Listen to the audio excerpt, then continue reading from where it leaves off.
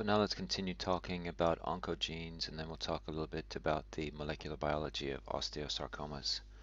The first, oncogenes. These are normal genes called Proto Oncogenes that encode proteins with various growth-promoting actions.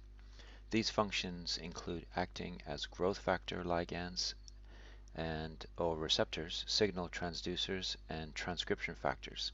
When these proto-oncogenes undergo a gain of function because of mutation, amplification, or translocation of an activating gene, they become oncogenes. The normal proto-oncogene functions to promote growth, most conspicuously during in utero existence and at puberty. The abnormal gene, the oncogene, drives cell division in the absence of the normal at appropriate mitogenic signals. Normal or appropriate mitogenic signals.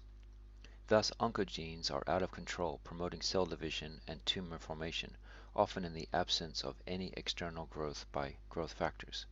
Biochemists call this behavior constitutive. An example of such a proto-oncogene turned renegade is SIS, which directs synthesis of the beta chain of platelet-derived growth factor, or PDGF, and which is overexpressed in many tumors, especially osteosarcomas. PDGF is a growth factor for many cell types besides platelets. Its name reflects the first cell in which it was described. Now let's continue on talking about the molecular biology of osteosarcomas. Numerous investigators have analyzed genetic alterations in osteosarcomas. Among the oncogenes found to be overexpressed in osteosarcomas were C-MYC and C-FOS. Growth factor-related proteins overexpressed in osteosarcomas include SIS and HER2 and ERBB2, a member of the epidermal growth factor receptor family.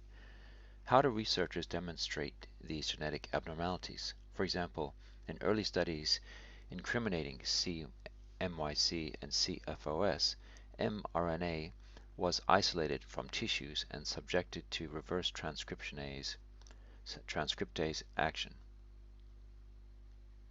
which synthesized cDNA.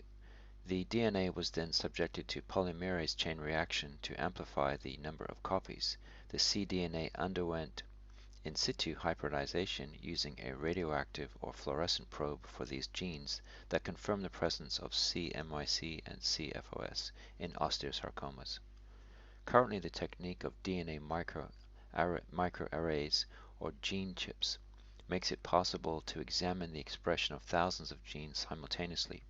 A DNA microarray is prepared on a slide that is dotted with many different DNA sequences, each corresponding to a short sequence of nucleotides with a known gene. The key to the utility of DNA microarrays is hybridization between complementary nucleotide sequences. Recall that hybridization of probes underlies southern and northern blotting as well. DNA microarrays take the identification of genes to a new level of automation. If the nucleic acids to be assessed for hybridization with the microarray are fluorescently labeled, these spots on the microarray that hybridize with selected microarray sequences will become fluorescent when viewed by fluorescent microscopy.